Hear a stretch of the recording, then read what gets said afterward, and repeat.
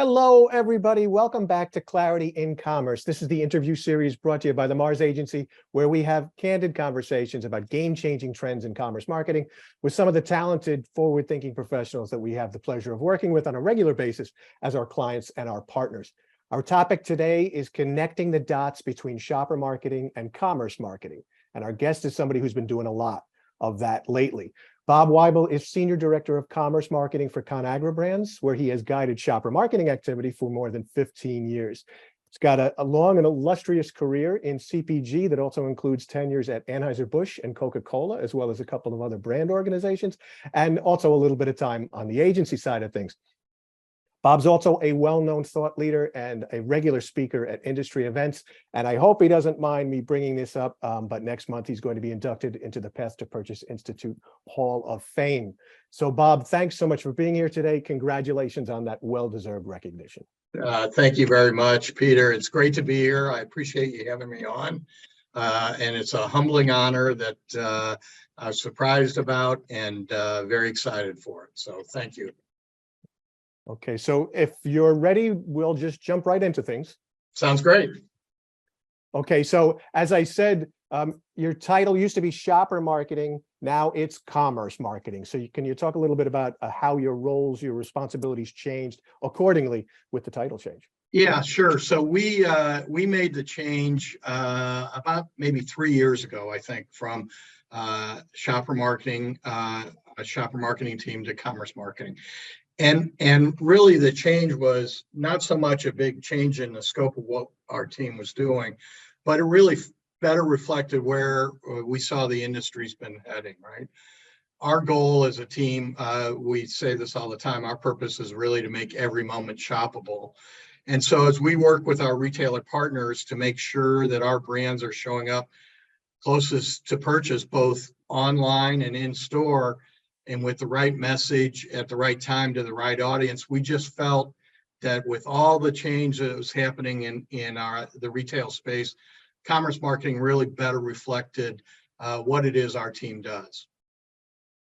Okay. Now, regarding those changes, how did the team need to adapt? What new skills have you added, and how did you get those skills? Yeah, it's been really interesting. Our team's really been energized by the change because, as we've all seen, and the pandemic accelerated the growth of e-com and the adoption of the digital space, especially in the grocery business. We've seen that evolution with our customers and our retail partners, and so we've had to get smarter and develop some new muscles in the e-com space and the digital space that our team hadn't really had to practice very often before that. So it's expanded the areas that our team's focused on. It meant some new learnings for our team in terms of understanding search strategy and content on the digital shelf, and how to make sure we're showing up in the best possible way. So it's been some new learnings for our team, and actually I think they've been really energized by that challenge. Great. Has it also affected the way you work within the organization cross-functionally? Yeah, I wouldn't say, I guess it enhanced it, right? So we've always had a great internal cross-functional relationship with our teams, with our brand teams, with our media team, our marketing activation teams, our social teams. This has really just enhanced that, right? We are even more greatly involved with our cross-functional partners. We are leaning heavily on our media team as we learn some of these new muscles, right? So we're learning from them, and they are helping us make sure we're doing the right things in the retailer space from a media performance standpoint. So it's just developed that cross-functional relationship even further, and it's been really great working with Alex Birchmeyer and our media team, Lainey Friedman and our social team. We are in far greater contact with them and involved with them, and they're involved with us on a weekly basis. So it's really enhanced that working relationship, I would say. Okay. And then what about the retailer relationships? What are your partners looking for these days that might be different? Yeah, it's been interesting. The interesting aspect of that, as we've all seen the explosion of retailer media networks, right?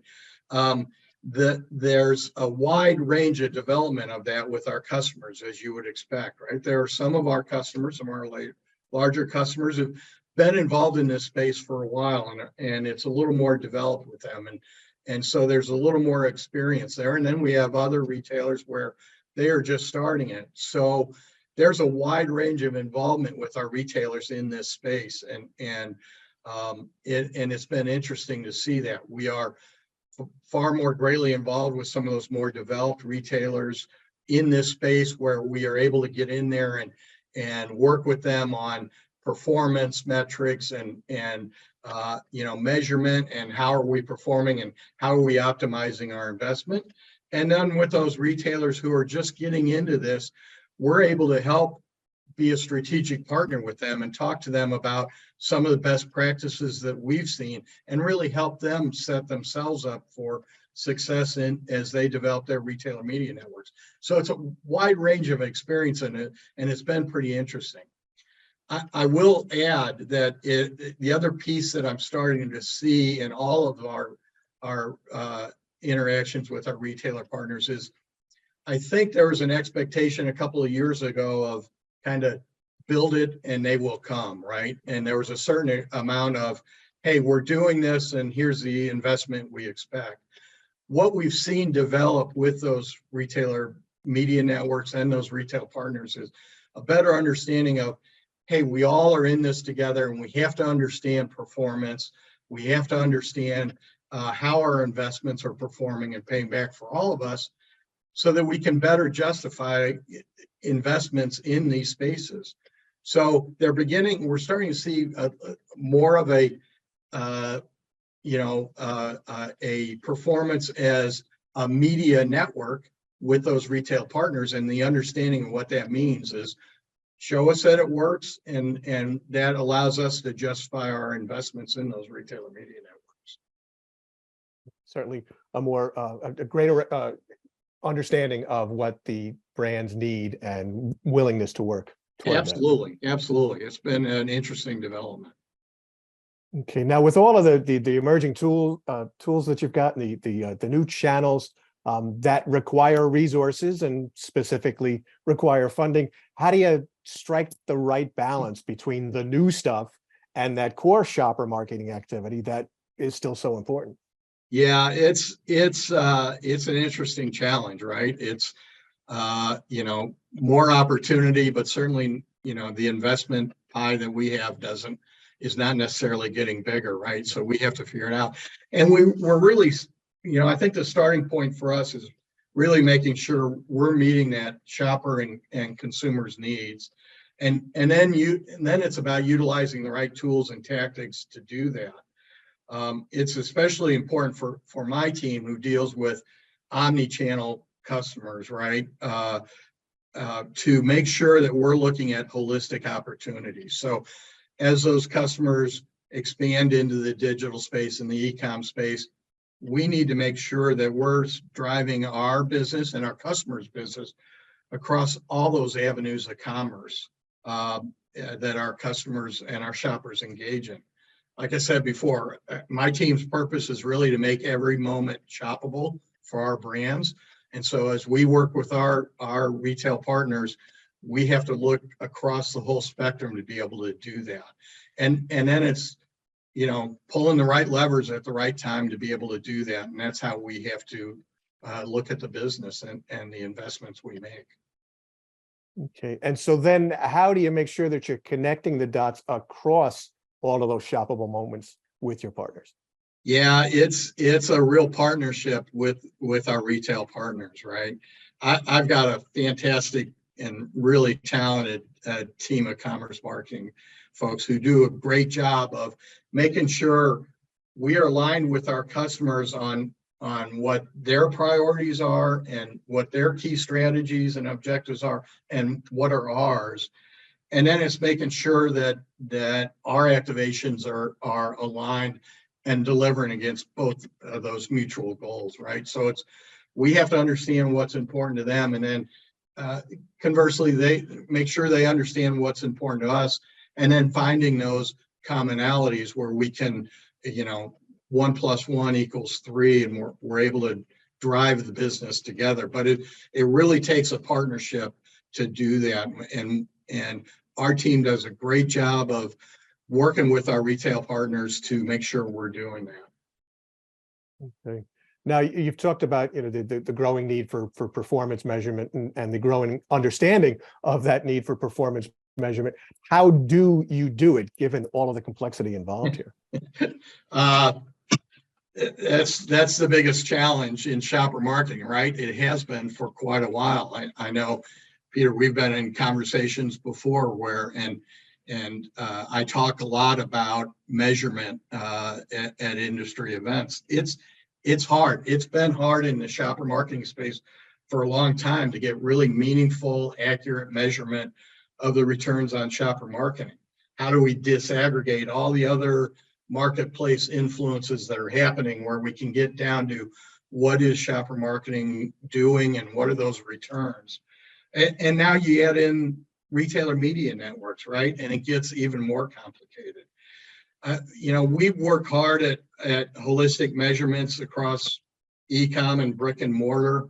I think there's still a lot of work to be done on measurement in the retail media space.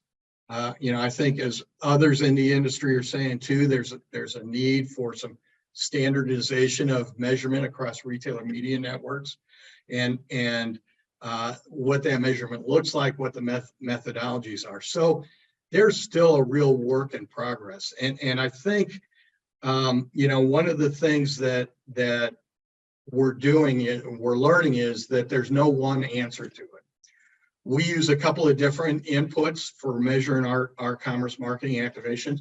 We leverage the Maryland tool that the Mars agency has brought to us as part of that input on what are the ROIs that we can boil down to and understand from a shopper marketing investment. But that's one data point. We're learning that you've got to look at multiple data points to really understand performance. There's no one easy solution. You've got to look at how's your brick and mortar activation performing, what's your online e-com performance look like, and then you got to start bringing those together to best understand it.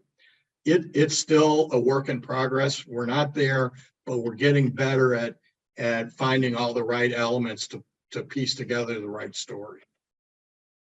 Okay.